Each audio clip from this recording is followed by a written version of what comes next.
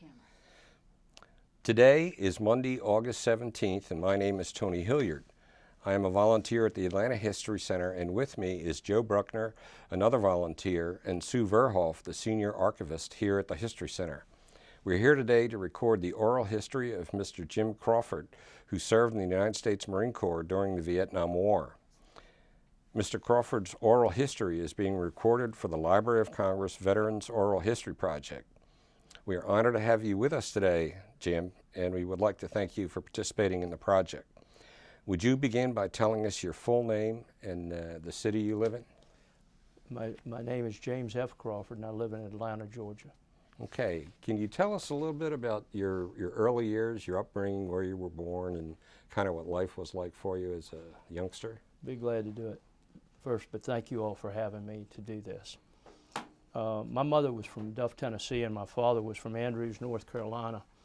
And when they finished their schooling in those little towns, there wasn't much in the way of opportunities. So I'm going to use my notes here. So my father was too young to go in the Marine Corps, so he joined the CCCs, Civilian Conservation Corps. They did things like Chastain Park and that type thing. So after he was old enough, he joined the Marine Corps, and then my mother and he married. My mother taught school in Tennessee, and they moved to Washington, D.C., where he was assigned in the Marine Corps at 8th and I. After they were married 6 years later, I was born, and unfortunately, not too long after that, they divorced. My mother worked at the Federal Bureau of Engraving and Printing, and at that time it was shift work, and so her schedule would change. So I had to live in foster homes for several years. And I lived in, I think, 3 foster homes, and they were fine families and all good homes. When I was 6 years old, my mother married my stepfather, William H. Sigfrid. He was also an employee of the Federal Bureau of Engraving and Printing, and we moved to Arcola, Virginia, just outside of Washington, D.C. It was in the country. We were on a 106-acre farm, which compared to the city I didn't like, but because it had woods and streams and ponds and plenty of space to roam, I made the best of it. But my stepfather and my mother never restricted me from using a .22 rifle on the place, and there's plenty of room to shoot. And so as a result, I became a pretty good shot over the years, and shooting was a natural pastime for the kids in the country. The nice thing is Mother was now home, and I appreciated that. And the other reason I appreciated her being home in the summertime, we would go down to North Carolina and Tennessee to visit grandparents and family. And it's interesting, way back then, Korean War was on, and I'd see soldiers on the train and thought, well, probably one day it'll be my responsibility to go do that. I excelled in sports in middle school and high school and was an above average student, but in 11th grade, I asked to go to an all-boys military school about 150 miles away. I'd realized, or come to realize, that socially and academically, I wasn't progressing as I should. So I asked to go to Augusta Military Academy, where I played 3 sports. And I matured substantially, but academically not so much. I enjoyed Augusta and demonstrated a knack for the military as I graduated first captain of the Corps, which was a senior man. What year was this, or what time frame was In this? 1958 to 1961. Okay. The summer prior to entering Wheeling Jesuit University in Wheeling, West Virginia, where I attended college, I had to have a surgical procedure to repair a knee that I'd injured playing football. In college, I, again, was not a stellar student, but I graduated in 4 years. And in my senior year, I was summoned to the draft board, perhaps like you were, Tony, for an evaluation for possible induction into the military. Recovering from the knee surgery 3 years earlier, had not gone particularly well, so I wasn't surprised when they said I was 4F, which meant physically not qualified to serve in the armed forces.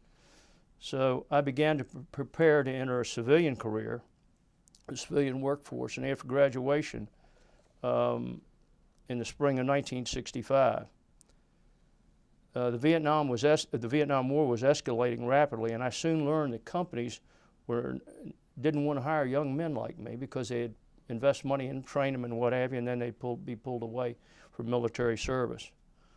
So to potential employees, I wasn't very desirable as far as an employment goes. And I got a number of letters of rejection. I remember in one instance, I went so far as to mention that I was draft deferred. And I'll never forget the response that I received. It said to this effect: "All well and good for you, but a tour in the military is a highly desirable experience." And this was clearly an admonishment. And I knew it at the time, and that remained with me for a long time.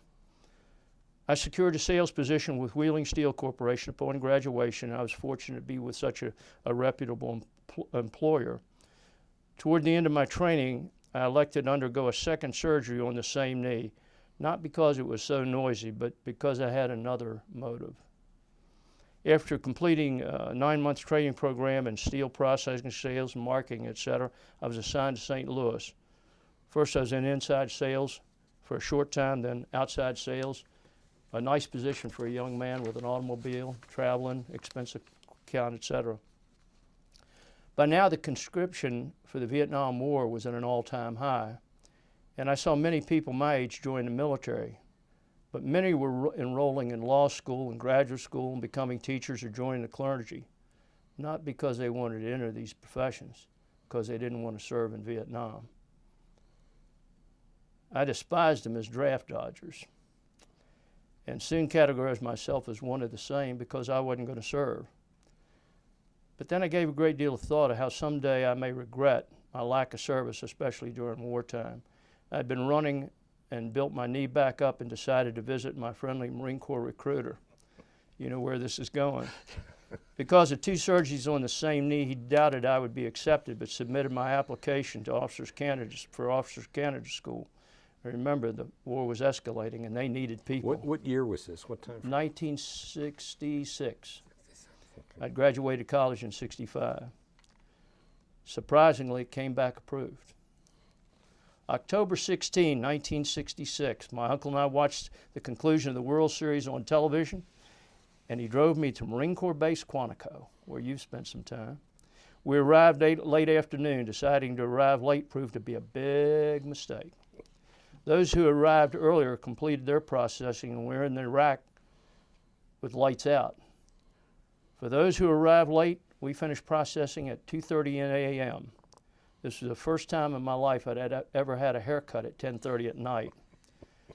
We were up again at 4:30 after going to bed at 2:30, and after a quick chow on our way to Mainside for thorough physicals.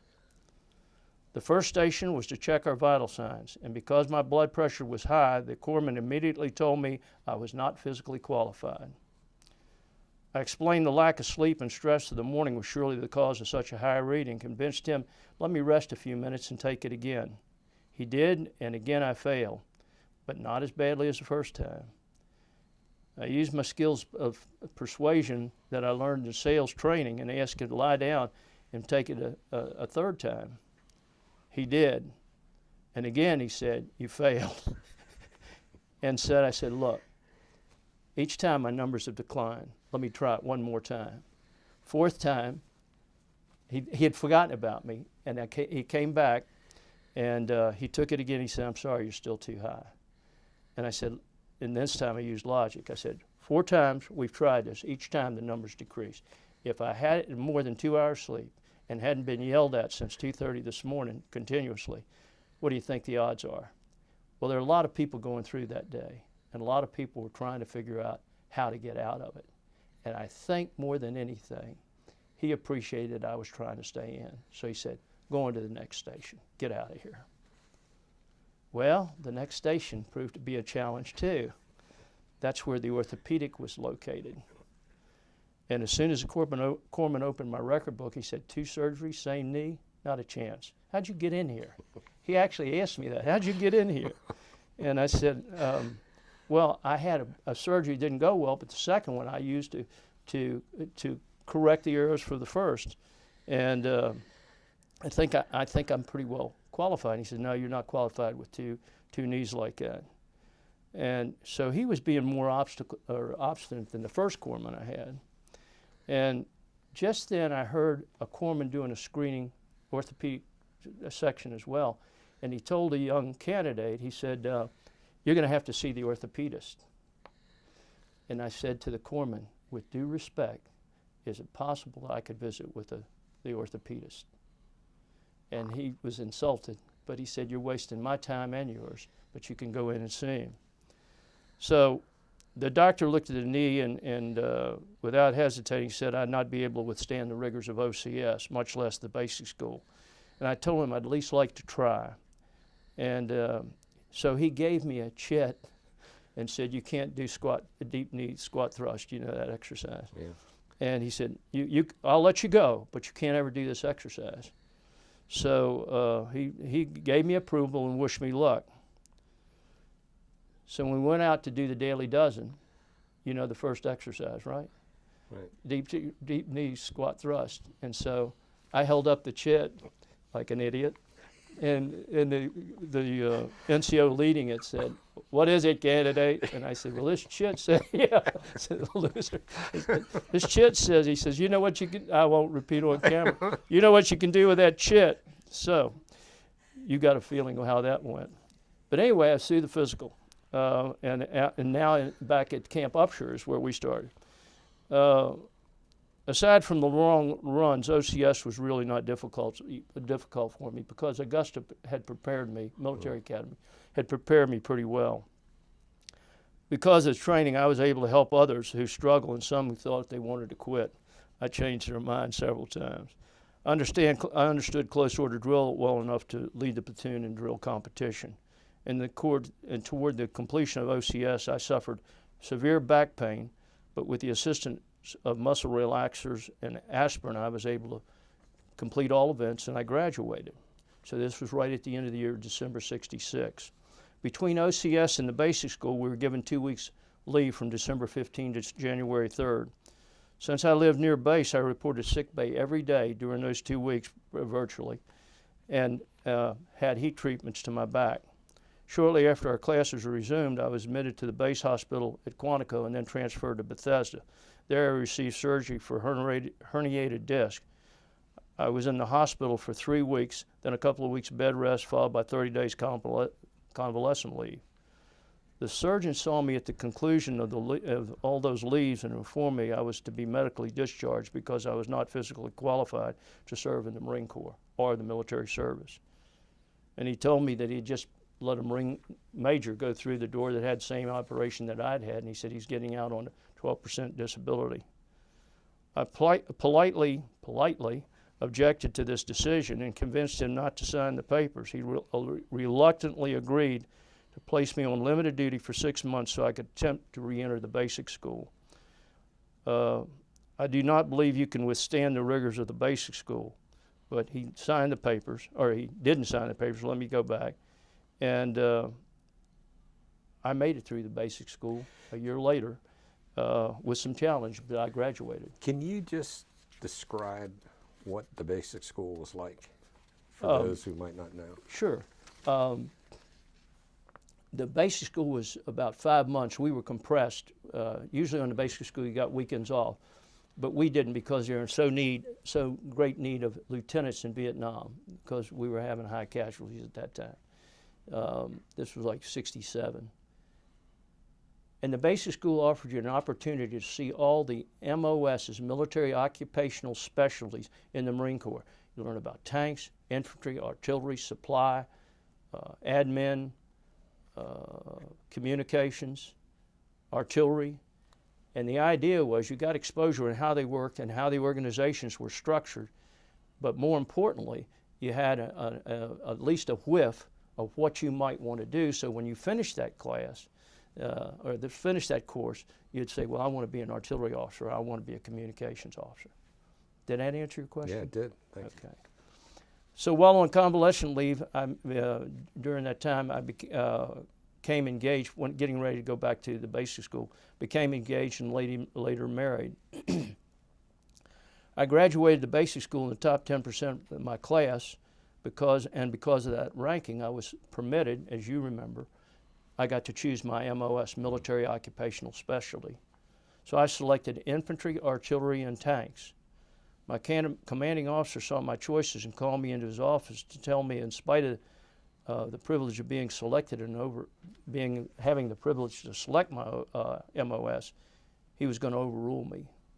He surprised me when he told me, he said, I know you had to struggle physically to get through the program in the last 5 months.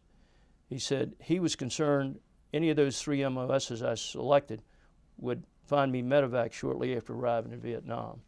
He said I could possibly become a burden to my own Marines, and that struck a chord. He said I was to become a communications officer because I'd be in the thick of it, but not constantly in the bush. And I suspect he may have just saved my life. I completed the officer's communication course and received orders to Vietnam. I was probably one of the few Marine officers going to Vietnam with 3 major surgeries to my record. But anyway, I was on my way. When I arrived in Vietnam, my original basic class, the class that I started with, and remember I got injured, they were ending their tour. They were in the Tet of Hue. That class, we had 44, 530 killed and many more wounded. That class and the class I graduated with had some of the highest casualties of the war. They were there in 67, 68. I was there 68, 69. So when I arrived at my unit was the 7th Com Battalion, 1st Marine Division, Hill 10, south of Da Nang, about 10 miles approximately. The mission was to provide long lines and radio support for units within the 1st Marine Division. Our primary enemy down there was the Viet Cong. We worked mostly with the 1st Marine Regiment down around Marble Mountain in that area. I had people scattered, though, from Freedom Bridge to the Rocket Belt back to the rear. You remember some of that territory. Yeah. You were in some of that territory. We were adjacent to an Army battery of 175 guns, and back further to the northeast was Da Nang ammo dump. These 2 positions offered rich targets for the Viet Cong. As a result, we saw rockets and mortars pass over and sometimes land in our position. For the first 5 months in country, I slept on line with my boots on every night. We may have started the night in the rack, but it never failed. We got incoming, and so we had to get up and get online. We were on a 25% minimum and mostly 20-50% alert. When I arrived in country, many Marines were being court-martialed because they were falling asleep on their post. And after being out, and it was understandable to me because they'd be out in patrols, manual labor, what have you. And you know, those were long, long days, sun up, sun down, and in extreme temperatures, so the people were exhausted. So my NCOs and I decided we're not going to allow our Marines to be charged with sleeping on post. So whatever the alert or the weather, each night we took turns moving up and down the lines, speaking with our Marines on watch to keep them awake. We stayed exhausted, or we may have been exhausted most of the time, but we never had one charge brought against our Marines. I had a long lines platoon, which consisted of 70 Marines. Pretty heady stuff for a 2nd lieutenant. We worked outside our cantonment, putting in new and repairing existing telephone lines and poles. We provided our own security, and once in a while we get, dinged at. My assignment was upon arrival was to this was the welcome, you know how you get the welcome aboard as lieutenant? You're going to love this one. My first assignment upon arriving was to dig up the bodies of some 50 Vietnamese civilian workers that had hit a mine on the way to work to Hill 55. Their bodies had been buried in a mass grave by our bulldozers 2 weeks earlier in that hot sand. The relatives had decided that they wanted the bodies of their loved ones. This was my welcome aboard lieutenant assignment. When I arrived, my platoon looked like ragamuffins. Most were in sateen utilities. They hadn't been issued, those were issued in the States. They hadn't even been given camouflage utilities. Most of them didn't have jungle boots, nor jungle utilities. I complained weekly to the supply officer, AKA box kicker, who kept telling me that the items were in short supply, but the system would provide. And you know us, above all, take care of your Marines. His answers weren't acceptable, and after several weeks, I did some searching and found out where the debark sites were for that gear. And within weeks, I had the best dressed platoon in the battalion. I begged, borrowed, and traded, and I told you this, Sue, begged, borrowed, and traded until they not only had jungle utilities, they had jungle boots, and eventually they had camouflage utilities. The battalion command officer, or the battalion supply officer, complained to the battalion commander that I was going around the system to get what I wanted. I really didn't care, and neither did the battalion commander. I'm going to take a drink of water here.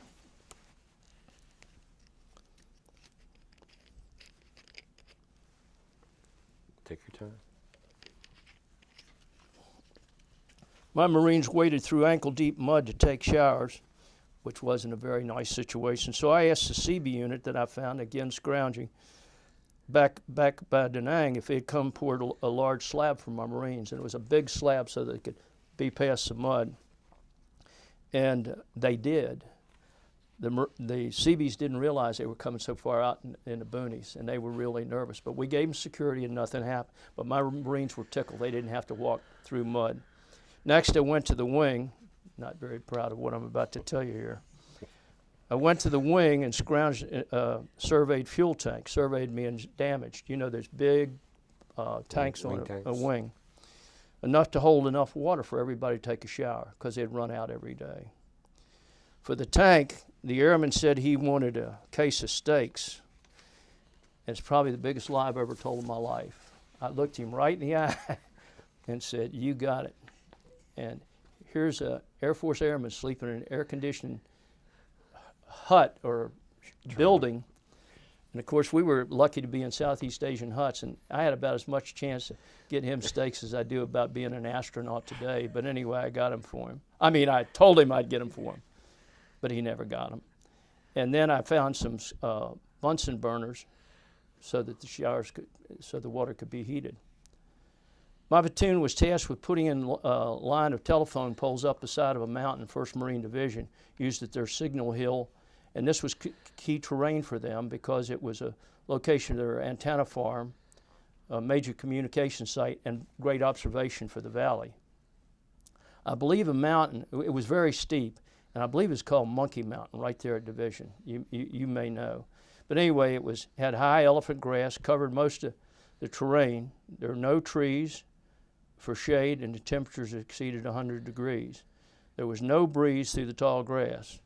And I had a crusty warrant officer in my platoon that belly ached pretty much about every mission we got. But this really set him off because it was just, like that. So he complained this would be too hard on the Marines and too hard to do, and it's just an impossible task. I'd noticed a couple of trips going back scrounging and what have you, that there was a squadron of CH-54 helicopters. Those helicopters are not in the Marine Corps wing, as you know, but they're called flying cranes because they could lift up anything. So I didn't waste any time going through the battalion protocol, my battalion. I just went directly to their operations officer and said, "Could you lift telephone poles?" He said, "Sure." I said, "Would you lift telephone poles?" And he said, "Yeah." So we dug the holes. He had never done a mission like this before, but agreed to do it. We dug the holes, and the warrant officer complained the entire time, saying it was a crazy idea. We'd get Marines injured, killed, or both due to the rough terrain. All the poles were placed in one day. The mission was completed within 3 weeks instead of 2 or 3 months as estimated, and we had no injuries.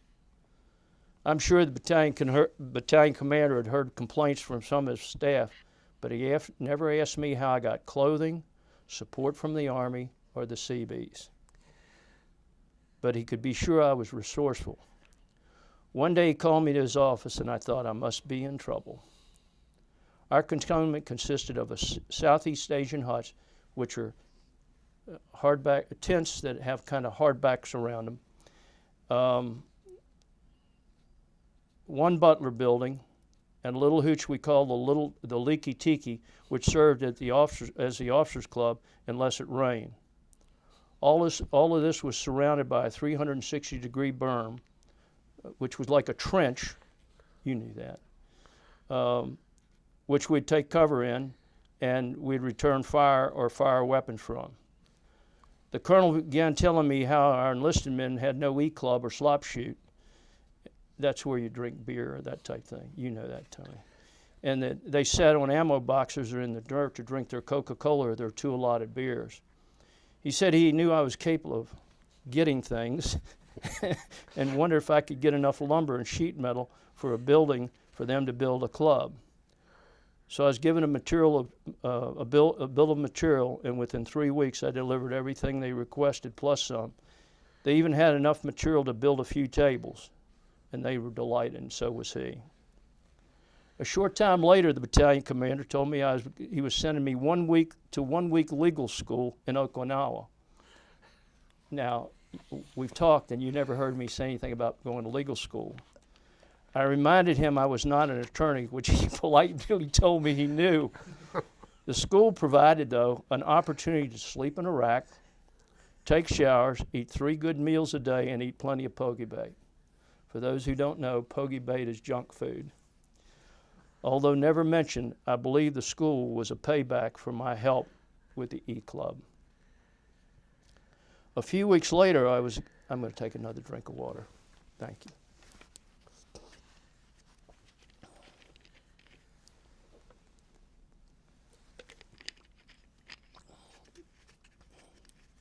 A few weeks later, I was again summoned to the CO's office, and he began telling me how the enlisted club, raised morale, but quickly turned to a more serious topic. He said due to the high number of casualties in Northern I Corps, the 3rd Marine Division located south of the DMZ was terribly short of personnel, and the 1st Marine Division was to help them with replacements. I suspect this was also an effort to beef up for TET, which was just a couple of months away. He was to provide an individual with my MOS, and you know where this is going, and he wanted me to go. I was assigned to Task Force Hotel, 3rd Marine Division, Vandergrift Combat Base, which had become the home for the units when they pulled back from Quezon, a combat base. And a lot of people know about the siege at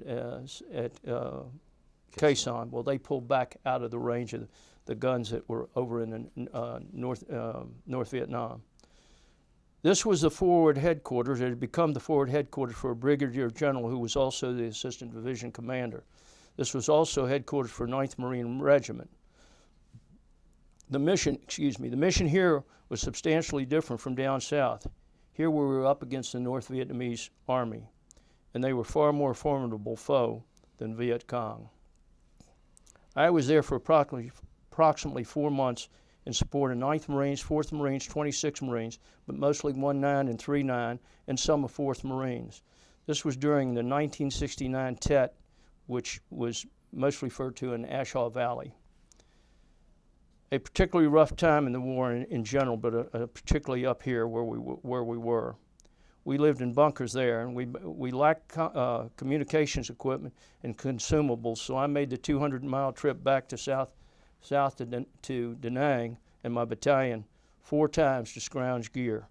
Each time I came back with a 6x and a trailer completely loaded with communications equipment, supplies, lumber, wiring, and mattresses for bunkers. The bunker that I got to move into was really rough, and dirt floors, the whole thing. So we figured out to put pallets in it. I bought some mattresses and started creating some creativity with my fellow Marines, and we got it at least so it was inhabitable. I traveled twice by convoy, regular road convoy, back when I went to battalion on those 4 trips, and twice by LCU. When traveling by sea, it took all night. We'd leave at night from Da Nang Port and arrive, and part of the next morning, to reach the mouth of the Qua Viet River. After being so sick on the first trip, and we were all about the color of our utilities because it was boom, boom, boom all the way, I had a pretty good idea how long it would take for the second trip and when we should turn inward. The petty officer told me, I went to see him, and I said, I think it's time to turn inward. And he said, no, I know where we are. You're mistaken. So I went to see him again, and I said, I think we should turn in now. No, pretty cocky. He knew what he was doing. About 30 minutes later, you'll never believe this, a U.S. Coast Guard cutter came up beside us. The United States Coast Guard cutter came up beside us, and they have the public address system. They said, turn back, you're in North Vietnamese waters. I think that would have made for an interesting bit of news as to how Marines aboard an LCU were taken captive by the North Vietnamese Army. We then turned back, found the mouth of the river, waited the morning for the Navy to sweep out 8 miles before we could enter the inner waterway to go to our docking point. My boss at Vandergrift Combat was a major who seldom left the wire. We had men scattered all over northern I Corps attached to infantry units on landing zones and fire support bases. My job was to look after the Marines, so I spent the most of my days on choppers going out to these positions to see what they needed and what I could support them with. I saw the major in the forward area once, and that was because he flew out with the general. Our main mission was to keep all communications networks operative, and especially the conduct of fire and air support nets to control the medevacs for the infantry that were operating in the DMZ. So it was a very important mission, very worthwhile mission, particularly the conduct of fire too. I had several interesting experiences when trying to land or leave LZs via CHOP because they were prime targets for RPGs, rocket-propelled grenades, and artillery. This was especially true in LZs Cunningham and Erskine. We were so far north the NVA regularly hammered us on those sites. One night I was prepared to stay on LZ Cunningham with the 9th Marines, but at dusk just decided to catch the last chopper back off the LZ. The next morning I was the first one back to the LZ.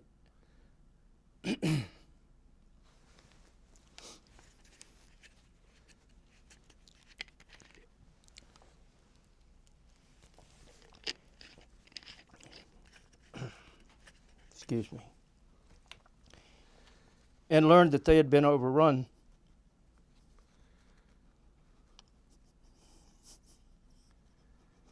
Do you want to take a break? The next morning I was on the first bird back to the LZ, and I'd learned that they had been overrun that night. When I got off the chopper, the first thing that I saw were 8 ponchos covering 8 Marines who had been killed during the night. I don't think you can ever forget the image of jungle boots pointed upward and so still. Several days later, visiting another site, I spent the better part of the day trying to get off a chopper, or get off an LZ, and find a chopper to get out of there. And finally, the NCO of the helicopter support team told me that there was a CH-53, which is the largest helicopter the Marine Corps flew, was inbound to take on, they could take 1 passenger, so I was going to get off that LZ that day. When the ramp dropped, I saw it was a medevac chopper with Marines on stretchers holding their own IVs or holding the IVs of other Marines.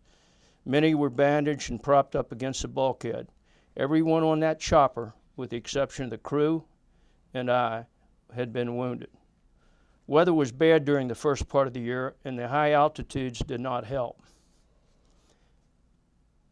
At times we were so socked in the fog, choppers couldn't extract medevacs. As a result, some critical and routine wounded in action died before they could be extracted. This is how 1-9 became known as Walking Dead, because they carried their dead for days before they got them extracted. This was particularly true on Operation Dewey Canyon, which I was on, and it was conducted in the Ashaw Valley. I was on this operation and 6 others. One night during the same time frame, the North Vietnamese Army, NVA, skirted our bunker and slipped up past us to the wire protecting our signal hill and antenna farm, and at close range fired in RPGs in the perimeter, killing 7 of our Marines. But now I'd been in country 8 months and pretty much traveled all over I Corps to include Khe Sanh, Vandergrift Combat Base, the Rock Pile, Camp Carroll, Con Tien, Cam Lo, Dong Ha, Quang Tri, Hue, Phu Bai, and points south to Da Nang. There was a saying most Marines either got killed their first 30 days because they didn't know what they were doing, or the last 30 days because they were too salty and become careless. But now I guess you could classify me as the latter. When it came to traveling by Jeep, which I often did, there were 2 schools of thought. You should wait for the road to be clear, wait for it to be swept from mines, and then travel with a convoy, which never left on time, and it was a gaggle to get formed up. Or you could take a chance after the road was swept and ride alone with your driver in a single vehicle. The latter choice was based on the theory the NVA, the North Vietnamese Army, would not trigger an ambush on a single vehicle, thus forsaking a richer target. The first 2 times I tried to join convoys, they repeatedly delayed start times until I became so frustrated we launched on our own. There were 2 reasons I know I rode through 2 ambushes on 2 separate occasions. Excuse me again. When I was up north. First, there was always local alongside a road or just off the road on Highway 9. On those 2 days, nobody was on the road. The other reason that I know, on 2 occasions, convoys were ambushed within hours right after I drove down the road.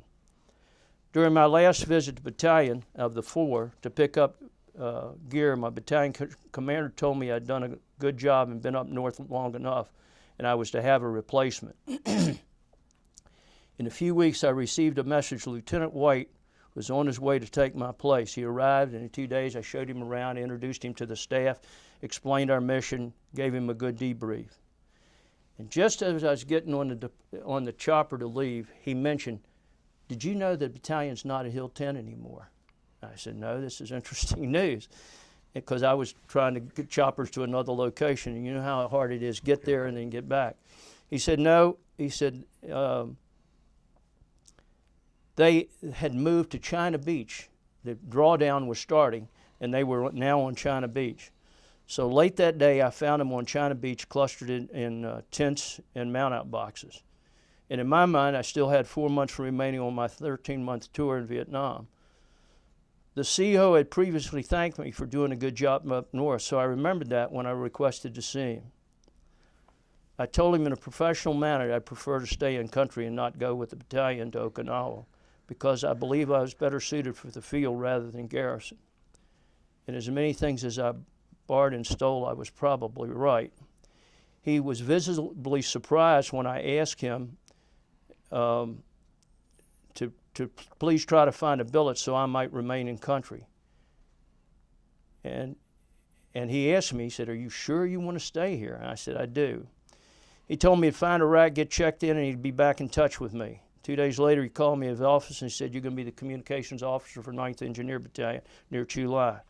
I sincerely appreciated him taking the time, since he was trying to mount out and get received in Okinawa, him taking the time to coordinate this for me. He said, "Do you know where Chu Lai is?" And I said, "No, sir, I don't, but I can find it." He smiled. He said, "I'm pretty confident you can find it too. Wish me good luck," and I was on my way. It was quite different down in Chu Lai. Until Tet of 1969, this was mostly Viet Cong territory. But now the North Vietnamese Army had flooded through the A Shau via the Ho Chi Minh Trail. 9th Engineer Battalion was located beside Highway 1, 60 miles south of Da Nang. Our mission was to sweep the road for mines each morning and to blacktop Highway 1 all the way to Da Nang. This was intended to facilitate traffic flow and impede the placement of mines, which was now a daily occurrence. I took over a communication platoon with Marines on landing zones as far north as Tam Key, which was 16 miles away, and scattered thereabouts. We lived in hardbound Southeast Asian huts, and because it was with the engineers, we had concrete sidewalks, big time. There were washers, dryer, a small officers' club that didn't leak when it rained. We had movies from the 1940s several nights a week. As a special staff officer, I reported the S3, whose name I cannot recall, but he was one of the finest officers I've served with, and one I admired most during my time in the Marine Corps. He took a liking to me, and as soon as he was confident I had my communications responsibility under control and could manage my platoon, he unofficially made me his second assistant S3. The primary S3 seldom left the cantonment, whereas I enjoyed being outside the wire. One of my first duties was to board a helicopter each morning at 0600, fly north, low altitude, toward Da Nang, and look at the bridges to see what damage, if any, had been done. and also to look for any suspicious digging around the road or at the culverts for likely indicate a placement of mines. This information was quickly disseminated to the Marines who would be working on the road that day, clearing the mines first and working on the road. The old saying, there are fewer problems in the bush than there are in the rear, applied to this communication platoon I picked up. When I checked in and met the battalion commander, one of the first things he told me is I had the worst platoon in the battalion and he expected me to clean it up. And I'm thinking, why didn't you have a conversation with the guy that I'm replacing? But anyway, one of the contributing factors was my gunnery sergeant, who was scared to be in Vietnam, even though Chu Lai was a relatively secure area. When he took me, the gunnery sergeant, for a tour of the platoon's billeting area, we saw a marijuana cigarette on the deck. He pointed to it and said this was a big problem for the platoon. To his dismay, and you have to forgive me for saying this, but he pointed to him, and he was shocked that I laughed when he pointed to it, because I thought it was a Kotek, because it was just in the big paper. I didn't never seen one. I didn't know what it was, so he had explained to me that that was marijuana, and that was the problem. Back in the rear, they could get access to marijuana. Unfortunately, fragging, which is a use of grenades against friendlies, had started becoming more frequent among ground forces around that time, which is when the gunny told me the lieutenant I replaced had been warned he could have an accident if he tried to start enforcing discipline. I think the gunny was afraid of his Marines, and so was the lieutenant.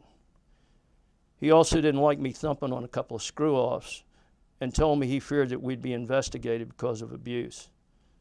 He didn't run a tight ship, and while I liked him, I had to use my E5 to get control of the platoon. A few weeks later, the gunny used his brother's presence in country as a reason to leave Vietnam.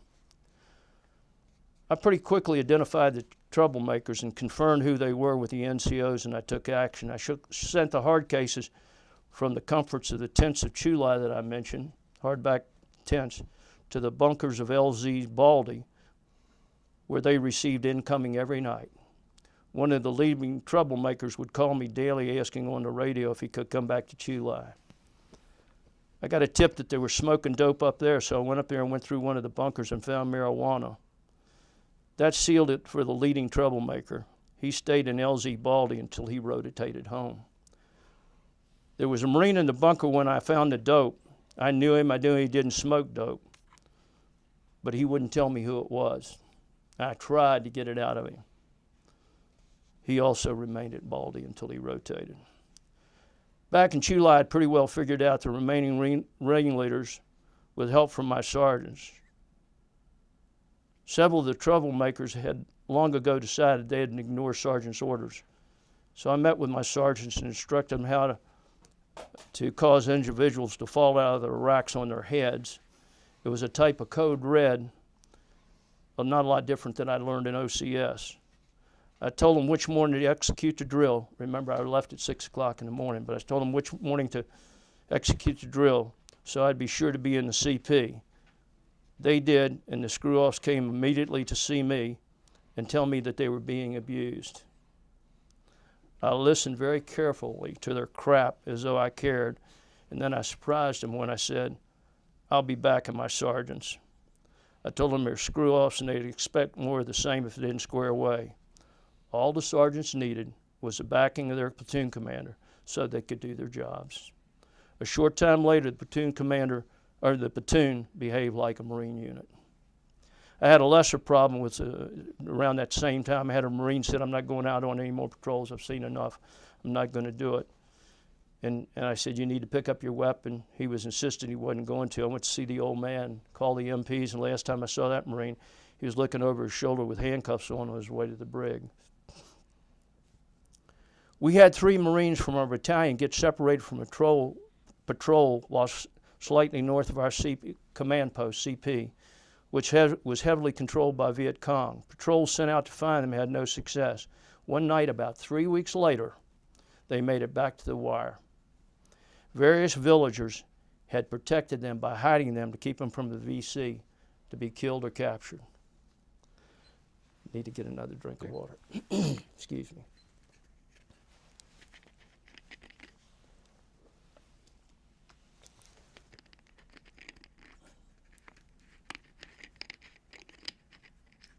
Marine training, put the top on. When there wasn't a vehicle available, a lot of us traveled up and down Highway 1 by hitchhiking. Marines usually picked up their own if they had room.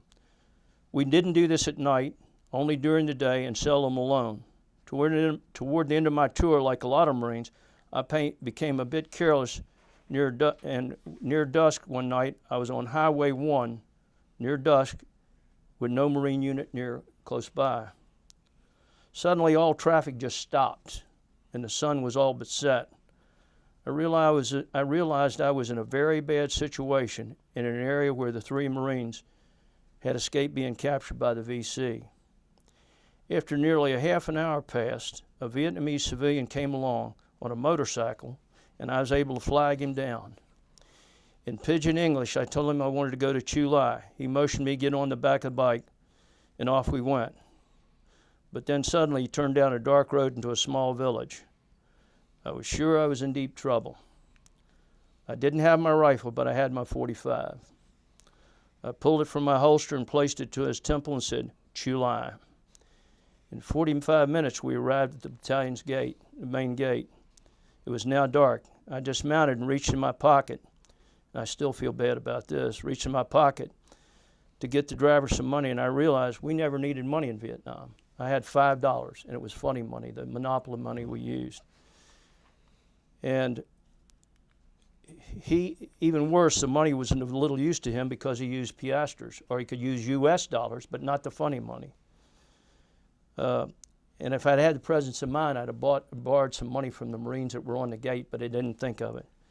But anyway, I left him, and he was screaming and yelling as I walked through our checkpoint. I still feel bad about that. But I was very lucky I didn't end up MIA or KIA because of poor judgment. That's what happens when you get salty, right, Tony? That's right. After moving down south when traveling Highway 1, I continued to practice avoiding convoys. And again, I rode through at least 2 ambush sites that were sprung within hours after I passed.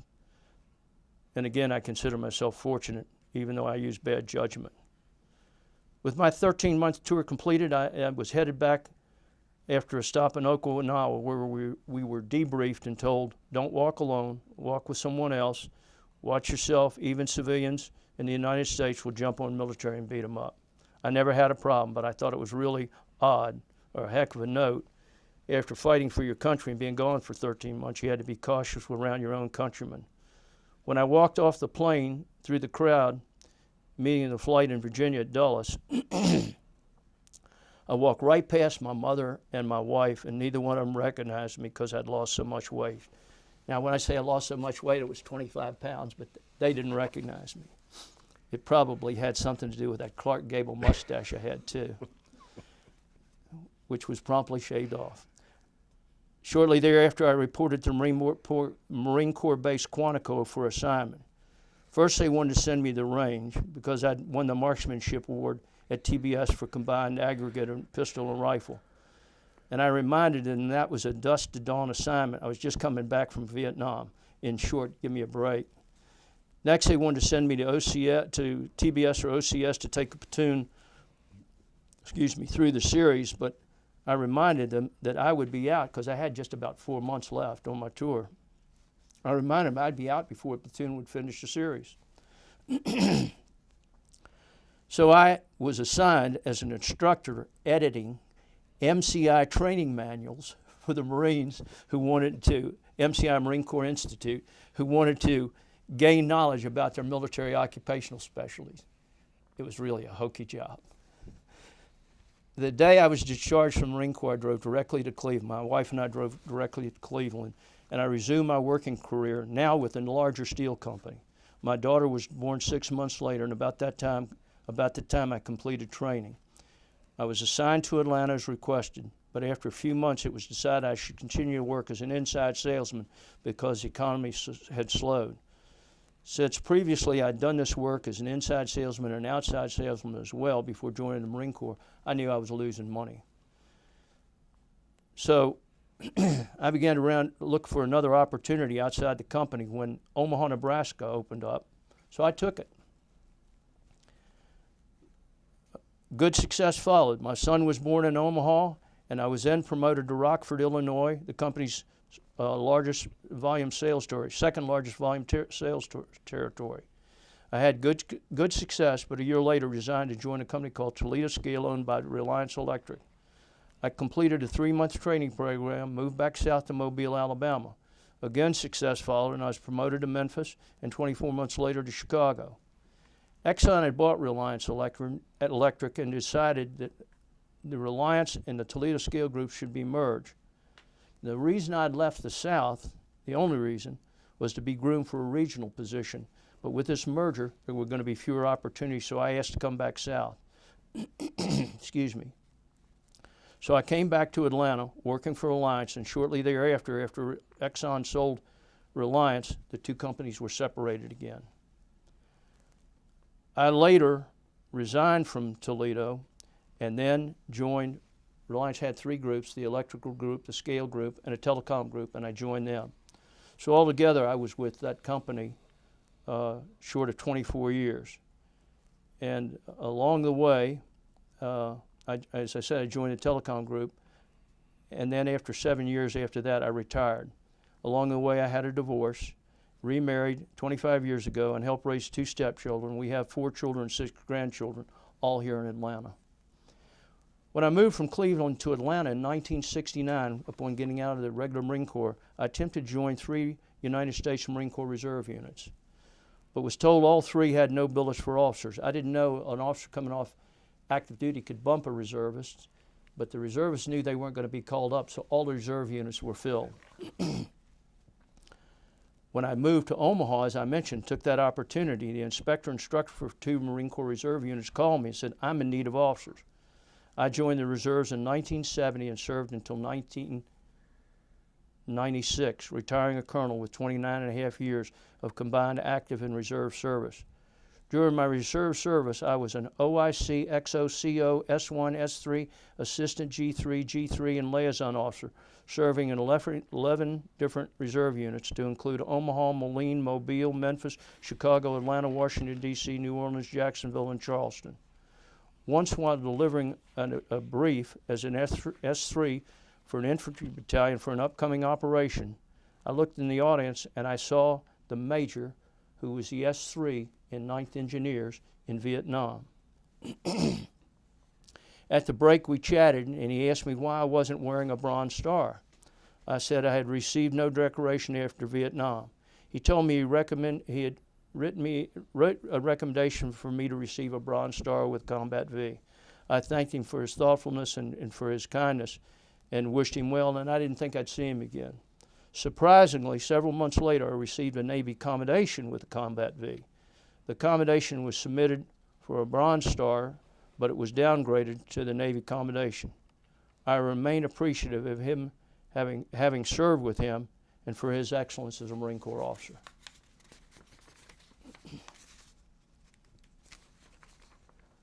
During Desert Storm, most reserve units were fully or partially activated to augment the regular force. One day I was in a sales meeting with Reliance Electric, and the sales manager, vice president of sales, asked me to step outside so we could talk.